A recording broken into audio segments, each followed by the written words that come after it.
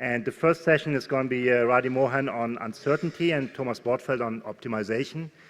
And I think particularly for proton therapy, dealing with uncertainties or understanding uncertainties in treatment planning is extremely important. And that's why we assigned this topic to Radi. Thank you, Harold. Good morning. Yesterday, I went up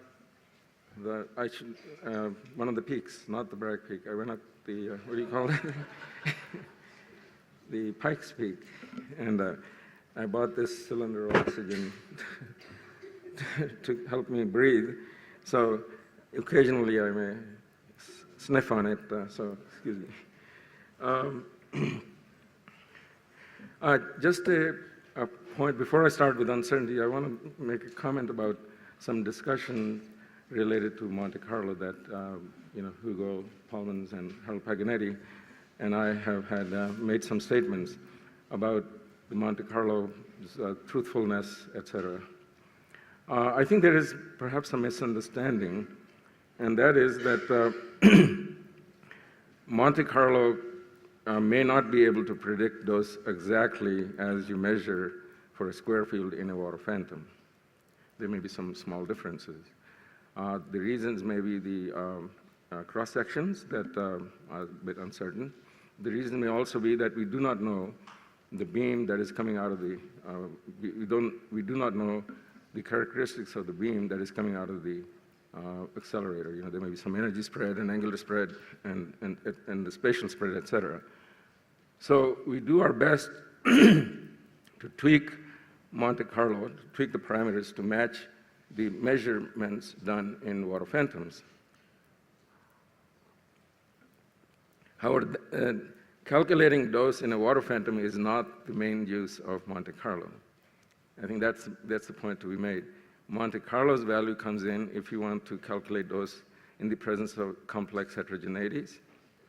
That's one thing. The other thing is where Monte Carlo can help you determine quantities that you may not be able to measure, such as fluence, such as LET, such as dose in patients. So I just want to make sure that people don't misunderstand that if Monte Carlo cannot predict dose within a couple of percent in a water phantom, then it's not good enough. So I think that's the point to be kept in mind. I think Monte Carlo is very important, and as the time goes on, my 30-year-old dream will come true that Monte Carlo will become in routine practice for treatment planning. So uncertainties, it's not a new thing. I think we've always known that there are uncertainties in radiotherapy. But first person to recognize the importance and highlight it, I think was in Michael Goitin in his early 1980 papers. But he was thinking in terms of protons mostly, and I think he tried to persuade people that, for example, we need to calculate multiple dose distributions to assess the impact of uncertainties and so on, but I don't think it caught on, certainly not in the photon world. And but it did evolve. There was some evolution, and that evolution was in terms of assigning margins, such as CTV to PTV margin to account for uncertainties. So another point I want to make is if you think about all the lectures that have taken place so far, majority of them have referred to some form of uncertainty or another, some form or another of uncertainty in the various processes. So this summer school could have been named Management of Uncertainties in Proton Therapy as easily. So with that, I will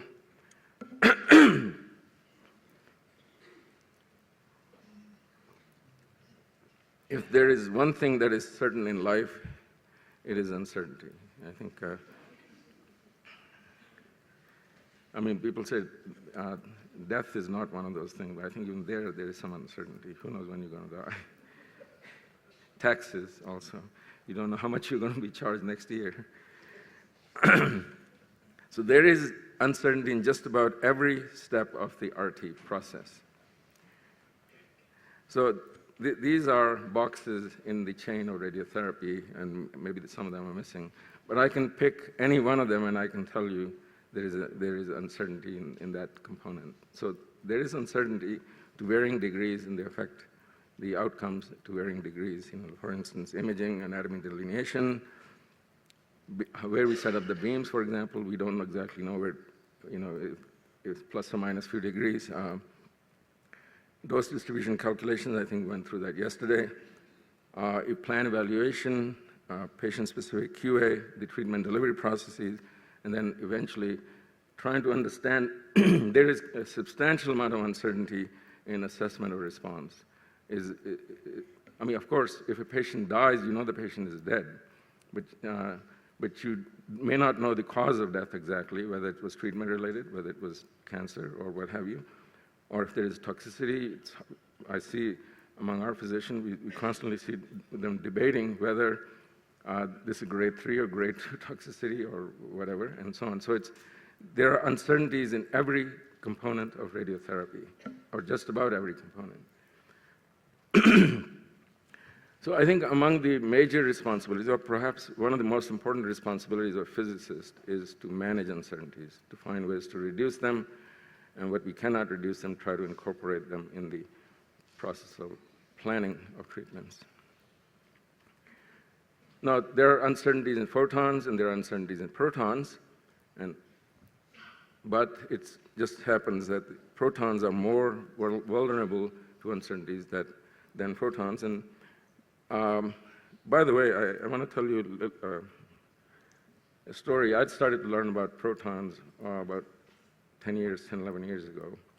And we were sitting around a table discussing with my senior colleagues at MD Anderson use of patch fields for treating head and neck treatments. And I had read somewhere or dawned on me that, that there is some uncertainty in range. So I said that where the fields are going to match, what if the range was either greater or smaller than what it is? Then there'll be either a cold spot or a hot spot. And I was pretty much said that just shut up, don't talk about uncertainties. And I think there was a fear, perhaps genuinely, so that here we have put so much money into building the center, and if we talk about uncertainties, people are going to be scared. And I think we need to, while we need to be careful, at the same time we need to acknowledge that that there are problems and that we need to solve them. But then I didn't take their, and I was told that there is no such thing as uncertainty to worry about. I did call Tony Lomax, and he put me on the right track, and I think I'm eternally grateful to him for all the things I've learned from him over the many years. And in particular, I have still saved a whole bunch of emails that I exchanged with him on uncertainty.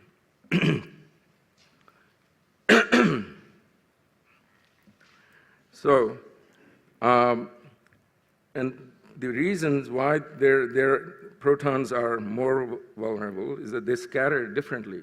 They scatter continuously and differently than photons. And also they have a finite range and they stop abruptly. So if there is for whatever reason, the range is not what we see in a water phantom, then that's going to cause some problems. And if they scatter from inhomogeneities, the dose distribution, and if they're not taken into account properly, then the dose distribution we see in the tumor or normal tissues may be different from what is shown on the plan. And another aspect is the biological effectiveness. The intensity modulated proton therapy is even more sensitive to uncertainties than passively scattered proton therapy, and I'll try to illustrate that with an example. Now, most of the sources, most of the factors that cause uncertainty in proton therapy are the same as, most of them are the same as for photons. However, but most manifest themselves in uncertainty in dose delivered. But as I said, that protons are more vulnerable to uncertainties. It's just that we need to do more to take care of uncertainties. We should do more to take care of uncertainty in protons. The unique aspects, as I mentioned to you, for protons are the range and the perturbation of dose caused by scattering from heterogeneities and biological effectiveness. 1.1 is, I think, is the most uncertain of biological, and we need to do something about that. I think many people don't agree with me, but I think that's one area that we need to address. And generally, the consequences of these uncertainties and their management, the remedies are different for protons and photons. Now, I'm going to go through what are the various factors that affect proton therapy. Or actually, I want to go through all the uncertainty that may, whether it's for photons or for protons. Of course, there are patient-related factors, genetics, patient's tolerance of a particular type of, or tolerances of normal tissues, or the ability to tolerate a course of treatment, patient's ability to comply with the treatment process, the disease, imprecise knowledge of the extent of the disease, tumor heterogeneity, all portions of the tumor do not require the same amount of dose. There are different things going on within the tumor. The dose response of tumor is not well established. Normal tissue delineation is not as easy for many of the organs because of limited contrast.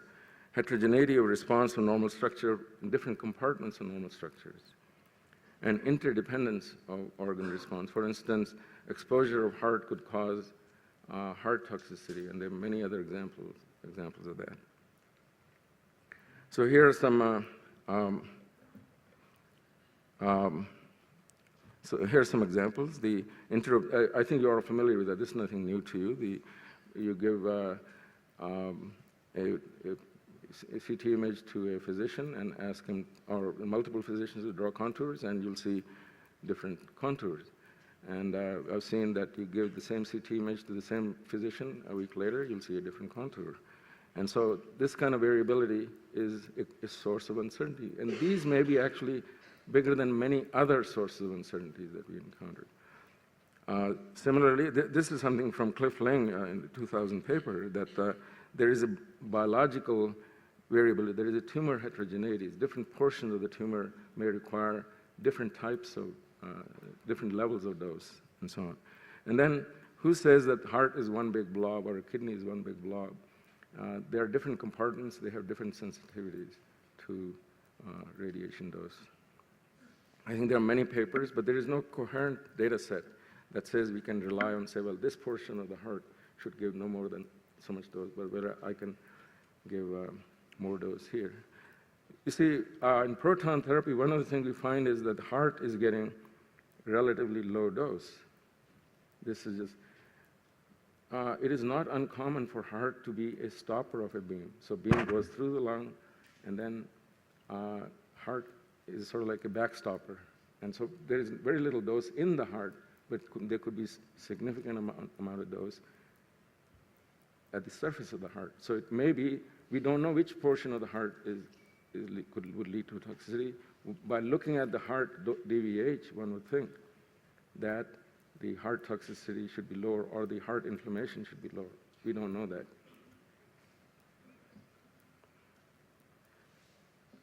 Something went wrong. Oh, what happened here? Oh, okay.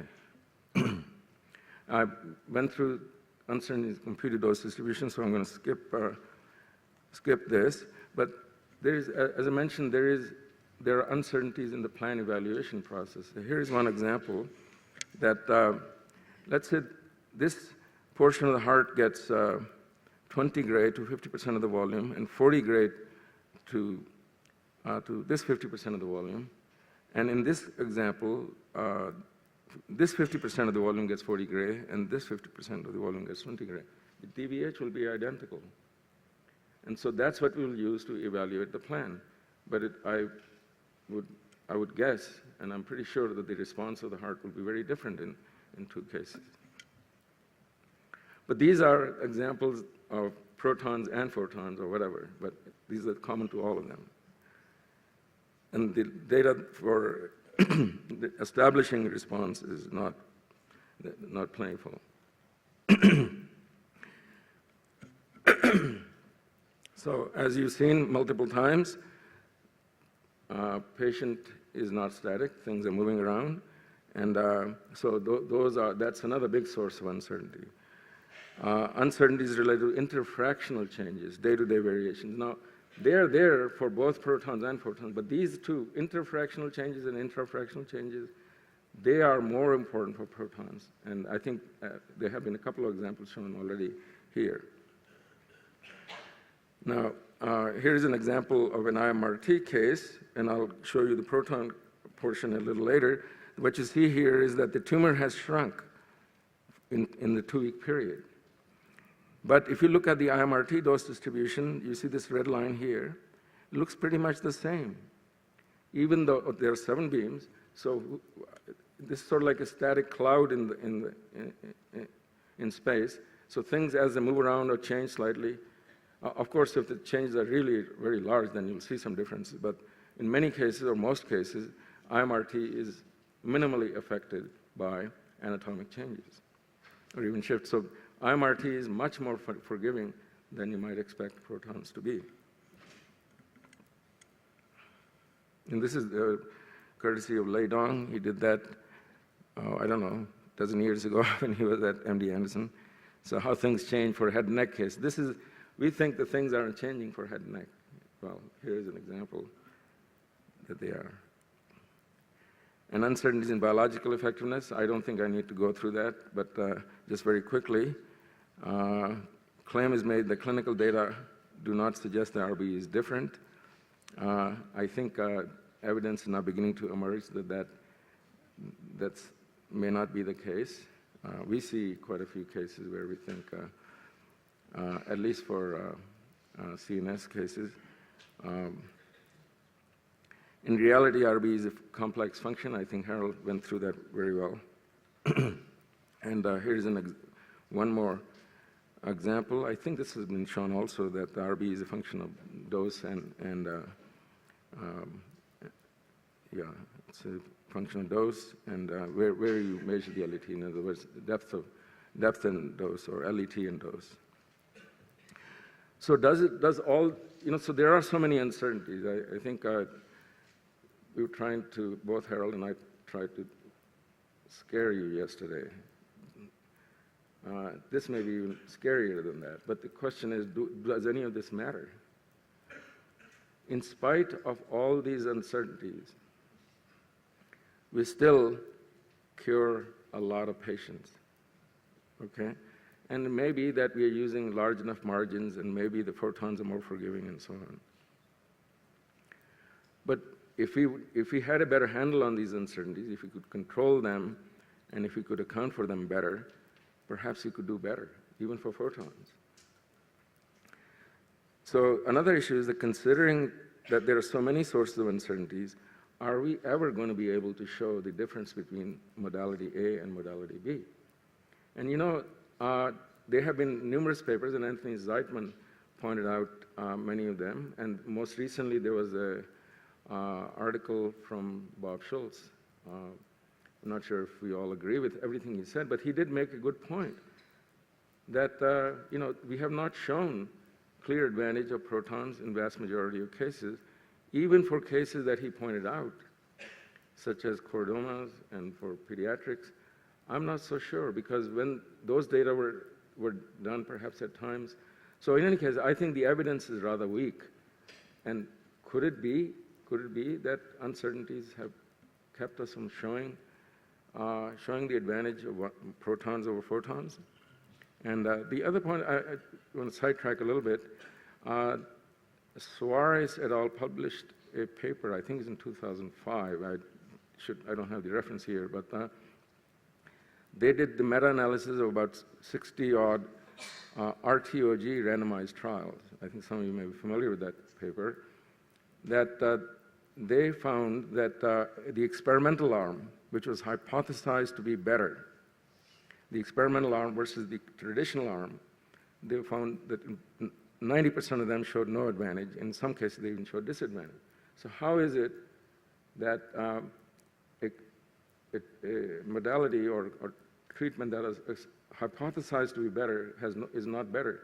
And this is a national trial, so, it's quite likely that I think, or it's plausible that the reason may be a lot of uncertainties in these. So 80 to 90% of the trials did not show the advantage that was hypothesized. So I think if we want to clearly show the advantage of protons over photons, then I think we need to do something about uncertainty. That's my plea or message, whatever you want to call that. So the consequences of real or potential consequences of uncertainties, radiation dose distributions delivered may be different from those that are planned, and this is true both protons and photons. Treatment decisions may be suboptimal and lead to unanticipated outcomes. We see some of those unanticipated outcomes, at least at our place, and I hear in talking to other people that yes, and many times those suboptimal consequences are not openly acknowledged, in part because you don't want to scare people or et cetera. But ultimately, we're going to be found out. Somebody's going to do an analysis of everything that has been going on, and then say all the centers that have spent hundreds of millions of dollars building these facilities they're not going to be able to attract any patients. And the dose response estimates derived for future treatments may be unreliable also. Some examples of consequences, and I showed you this for IMRT, but now take a look at the Proton 3-beam plan, and what you see here is this red line. This was at the original plan, and 2 weeks later, the tumor had shrunk substantially, and now take a look at the red line. The beam is penetrating, the 45 gray line is penetrating much more into the lung and all the way to the surface of the patient. Here's another slide, courtesy of Laidon, and you can see this is what we would have seen or assumed to be the case on a treatment plan. But in reality, as the tumor moves in the path of the beam, this is what may be happening. So, another point to be made. So the tumor motion affects dose distributions. So a graduate student of mine did some studies to look at how this effect changes as a function of motion of the tumor, the magnitude of motion. And what we had done was that if we had said that if the tumor motion is less than 5 millimeters, we will proceed with doing a certain type of patient, treating patients with protons on a randomized trial. So we have a randomized IMRT versus IMPT trial, and we said that if the tumor motion is less than 5 millimeters, we'll then enroll that patient on that trial. But what he found was that it is not just the motion of the tumor. So if you say that tumor motion is 5 millimeters, but let's say the extreme case of a diaphragm, if the diaphragm moves up and down, tumor may be totally static, but the diaphragm can totally destroy the dose distribution. But even other parts of the anatomy away from the diaphragm can have an impact. So here is an example where tumor motion is greater than 10 millimeters, and photons, the change in dose, this blue shades here, is less than 5 gray. So it affects only relatively by a small margin. But if you look at the proton, the change in dose can be as high as 30 gray. Okay, and here is another example. Here the tumor motion is less than 5 millimeters, but even here you can see substantial changes. The tumor motion is small, but the anatomy, other changes in other anatomy have to be taken into account. So it's as much as the difference can be as large as 15 gray. I showed this slide yesterday that Monte Carlo is important, so I'll skip that. By the way, how am I doing in terms of time? Anybody? 5 minutes? Oh, okay. Don't tell me like this. Just tell me 5 minutes. So I mentioned to you there are some unforeseen toxicities. And we have seen quite a few of these. We treat quite a few brain patients. And in this example, let me just go back for a minute. Okay. So this is a 13-year-old male with malignant meningioma and treated with 2 fields. And oops. And what we found was the toxicity occurred here, where the 2 distal edges meet. The dose was relatively low there in the region where the toxicity occurred. And so, in fact, that was several years ago. And this is sort of what started me thinking. And when I asked my physician colleague, he said that he sees some of these kind of things not infrequently. And most recently, we have shown maybe there are a dozen or so cases out of perhaps a couple hundred treated that have provable toxicities like this. And we also see that imaging, the changes on images, MR images, for proton therapy seem to be more intense than those for photon. So is there something there? I don't think I can say that today, that yes, indeed, we know that that's a problem. I think only in years to come we'll do some analysis, and I think some of the analysis we're doing, collaborating with Thomas Bortfeld, he has a program that I think will help try to help us understand the whether RBE is one of the factors or not. Clearly, RBE is not the only factor. There are many other factors, but I think we need to tease these things out. So managing uncertainties in proton therapy. So there are uncertainties. What can we do about them? There are some traditional approaches, of course, and that's one thing we can do is to reduce them, and I think that's the best remedy. Do your best to reduce them. But we are not going to be able to reduce everything, all the uncertainties. So then incorporate residual uncertainties in designing and optimizing and evaluating treatment plans so that, in other words, we can assign error bars so we know what the confidence limits are. We know what how believable they are. We have to make sure that if I assign a half a centimeter margin, then CTV will remain covered over the period of treatments. So, of course, image guidance, immobilization, gating, breath hold, quality assurance, improving algorithms, improving consistency practice, all those and many other factors are important for reducing uncertainties. Traditionally, we have been using margins around the volumes of interest to make sure that, or at least have a degree of confidence that the doses are no more or no less than a certain level. But the point that I want to make is that some of the approaches that have been developed for photons are not extensible to protons because of the finite range, and the range uncertainties beam direction dependent. And there is you saw some examples of greater misalignment, effect of misalignment of the patient, how that affects the dose distribution and lateral scattering, and of course, biological effectiveness. Overall, the need for managing uncertainties is greater for protons than it is for photons. Now, in the traditional practice of photons, we use PTV and to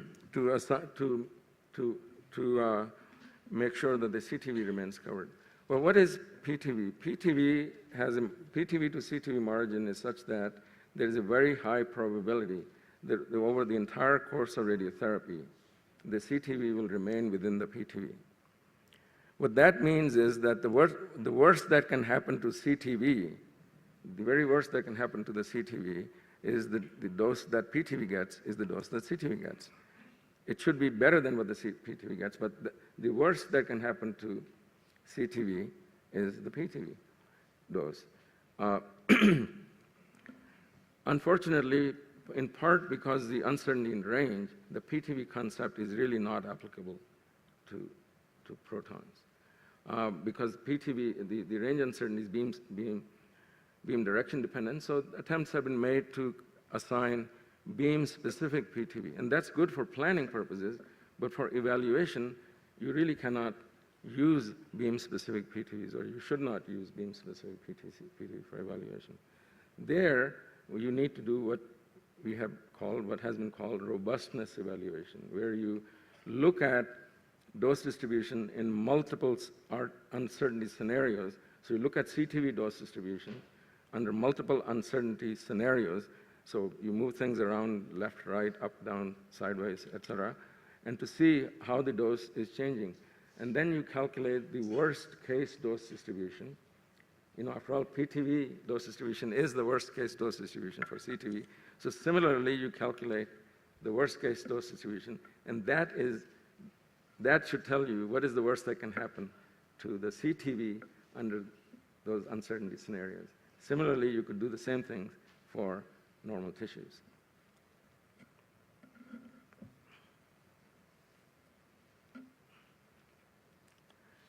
Okay, I mentioned to you that look at what's happening with respiratory gating as opposed to free breathing. I think I personally believe that I think respiratory gating is really important for protons, regardless of even if the tumor motion is small, we need to at least evaluate whether the use of respiratory gating will make a substantial difference or not. If it would, then we should use that. In other words, don't just look at the tumor motion. Just do a dose distribution calculation for, say, 3 phases as 40%, 50%, 60% phases, and to see if it makes a substantial difference in the overall dose distribution or not, and then decide whether to use gating or not.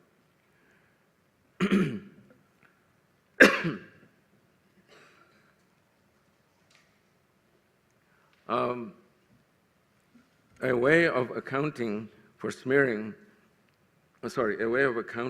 uncertainty related to shifts and the position for proton beams was developed by Marsha Urey 30 years ago, and that is smearing. And what that does is, I think it has been explained, but what that does is that even if there is a change in positions, if there is a change in position of, say, these inhomogeneities in the path of the beam, it'll affect dose distribution. But if I widen these regions by doing some sort of a smearing process, then the tumor will remain covered. So it ensures the coverage of the target. The smearing process ensures the coverage of the target, but perhaps at some cost to normal tissue dose.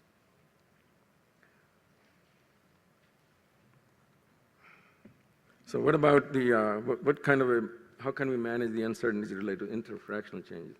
First of all, I think we need to do repeat CT scans and then apply the dose distributions apply the beam arrangements that were originally or being used at that time, and to see if the changes in dose distribution are substantial in the sense that they could affect outcome.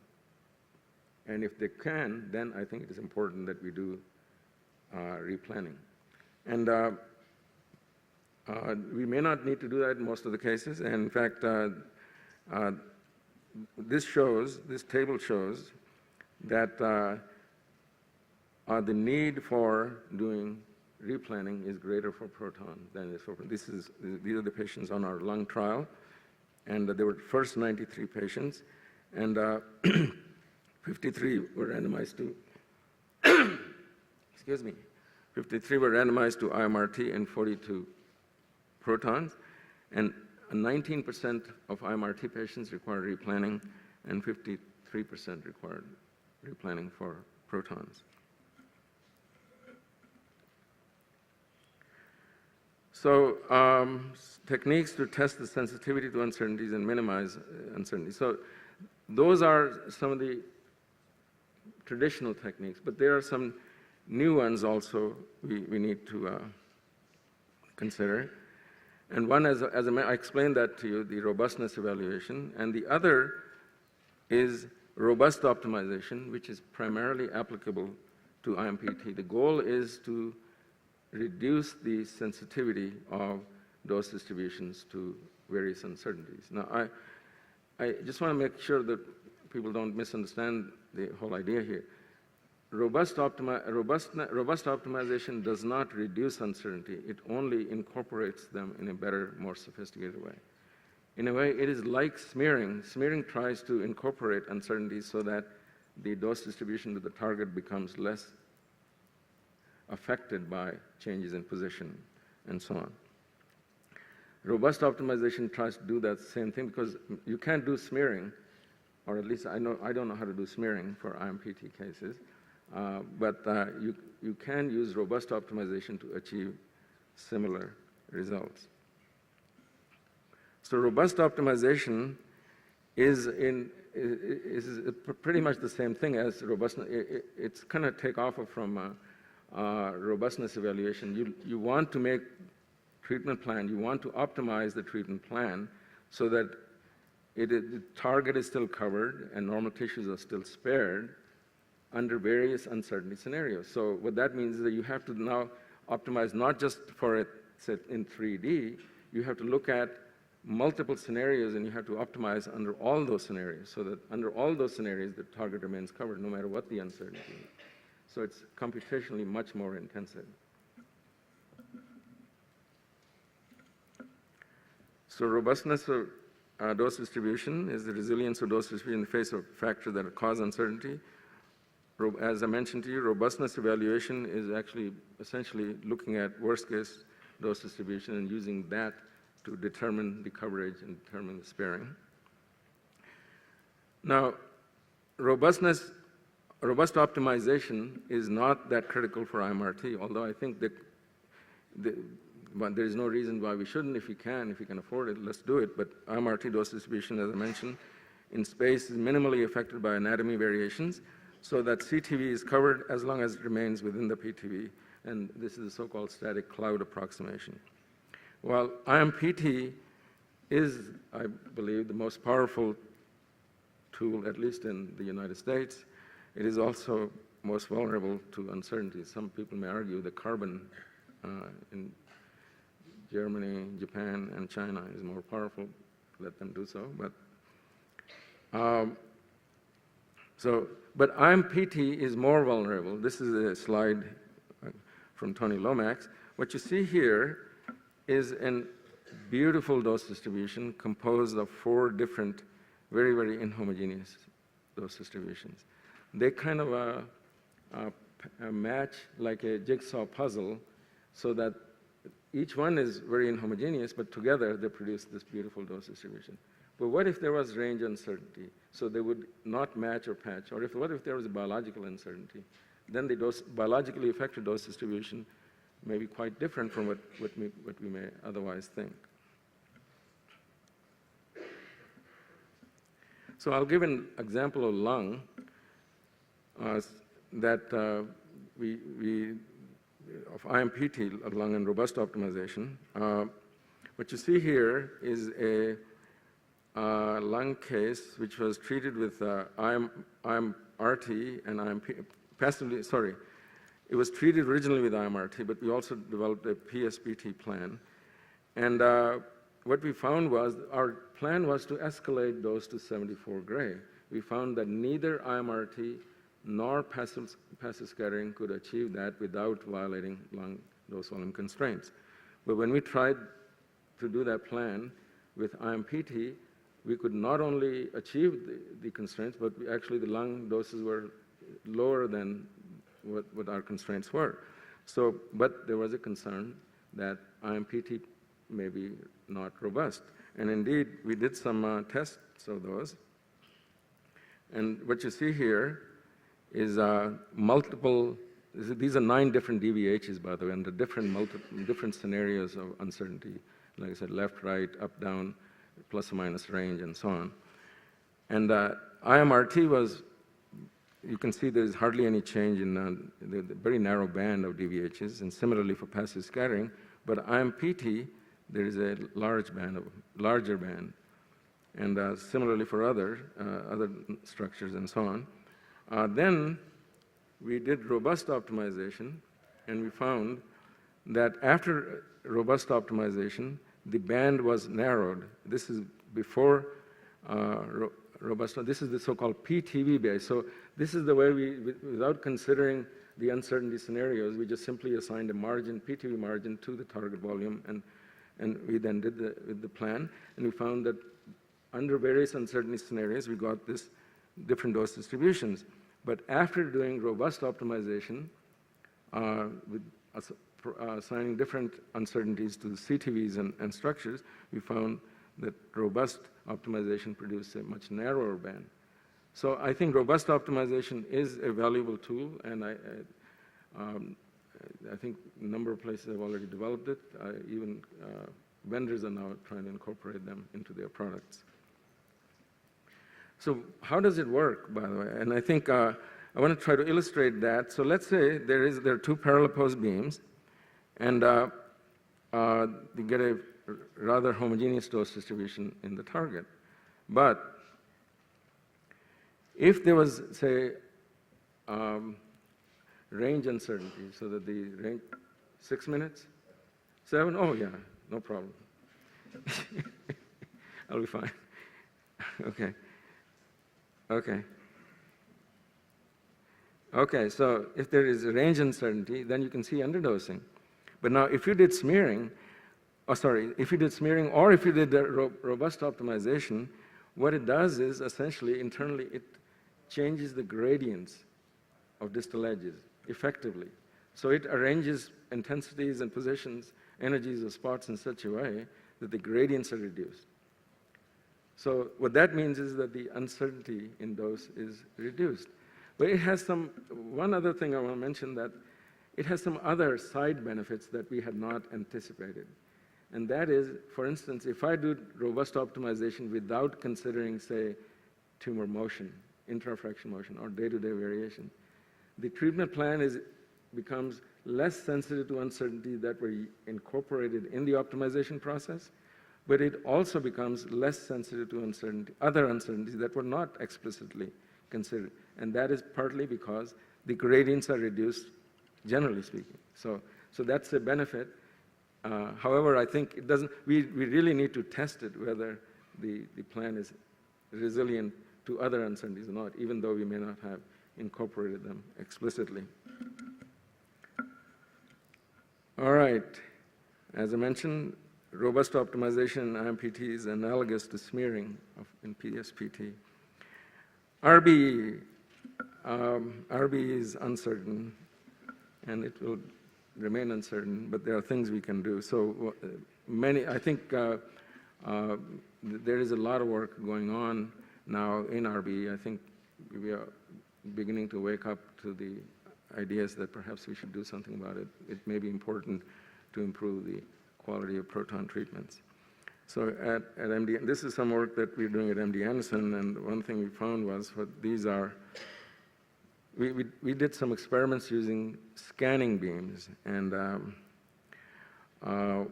so we could actually use a rather narrow energy spectrum to measure RBE, and we found something interesting that we had not expected, and that, so these are various well columns, and these are irradiated to different LET in different doses. But the LET spectrum that is used to irradiate these is much narrower than what may be used in typical experiment, and especially designed experiment. And what we found was that up to the Bragg peak, the results are somewhat similar to what has been traditionally seen. The RBE as a function of LET changes from approximately about 1 to about 1.2 or so, something like that. And then, but from that point on, at points distal to the Bragg peak, it begins to rise very sharply. And that could have consequences, although people believe that that's a very narrow region where the sharp drop-off occurs. I'm not so sure if that narrow region is not inconsequential for two reasons. One is that distillage is often degraded. Distillage is often degraded, so the RBE effect could be spread over a larger region.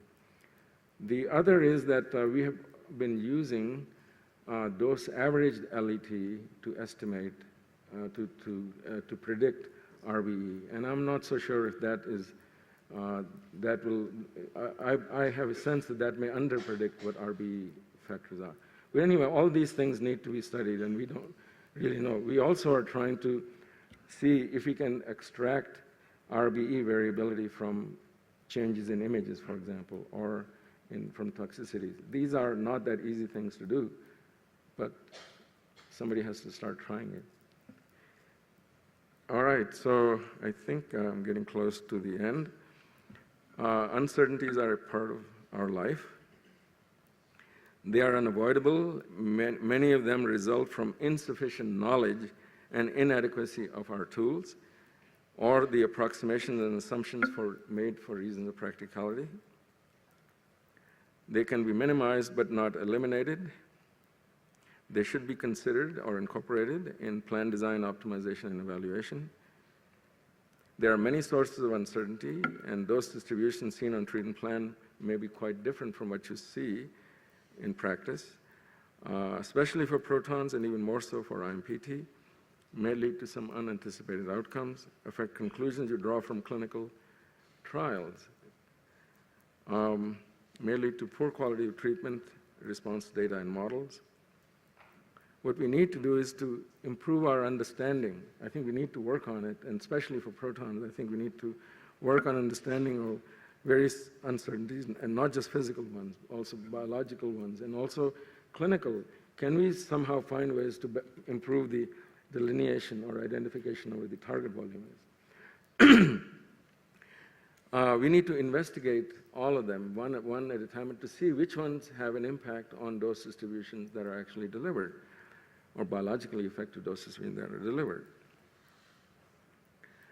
And use that knowledge to develop and implement innovative strategies to reduce uncertainties and incorporate them into practice. Also, a point that I want to make is we need a balanced approach, I think, to uncertainty. What I see is that we try to get the dose in a phantom with a chamber, calibrated chamber, to within 1% or so. But then we're not paying as much attention to uncertainty that could, in the patient, it could be 10%, maybe more.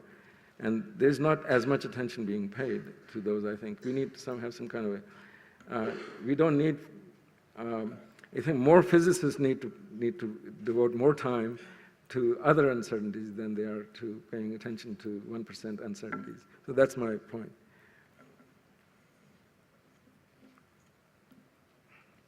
Where are we? I think in the last decade or so, there has been a substantial progress. I think I've been very fortunate to have had a chance to work with folks at MGH to help us improve our understanding of various physical uncertainties and find ways to incorporate them. Robust optimization is a great example where I think robustness evaluation, and of course, people in other parts of the world. I think Tony Lomax has done a lot of good work in that area. We are beginning to recognize the variability and uncertainties in RBE, and I think going forward, my hope, and maybe I should predict, that I think in the next 5 to 10 years, RBE problem will be, well, I shouldn't say they'll be eliminated, obviously not, but I think we'll make some good progress in improving our, reducing uncertainties in RBE and incorporating them into planning of treatments. There was, as I mentioned to you, I think I'm going to skip that because I mentioned earlier the oratorial by things. So although there are a lot of doubters, there are a lot of naysayers about protons, I think with ongoing advances using IMPT and stereotactic body proton therapy, reduction in uncertainties through better image guidance, adaptive replanning, incorporating variable RBE, robust optimization, Monte Carlo, all these things, we will very likely to be able to take full advantage of what protons have to offer and demonstrate their superiority. So we have still a long way to go, but I think we will be able to do that. So it may sometimes sound discouraging, and I want to say that talks like this that I gave have been quoted by insurance company to deny coverage. Did you know that? I was told that they're quoting me to say that we're not going to allow you to treat this patient on protons because Mohan says there are uncertainties in protons. I'm sorry. So what do? You know, it's a sort of a, you know, on one side, yes, indeed, you don't want to scare people. You don't, you know, after all, they have a lot at stake, you know. And at the same time, if you don't acknowledge the problem, you may not have the incentive, or you may not have the drive. You may not be able to get grants to solve them either. So, well, I think that covers it all. Thank you.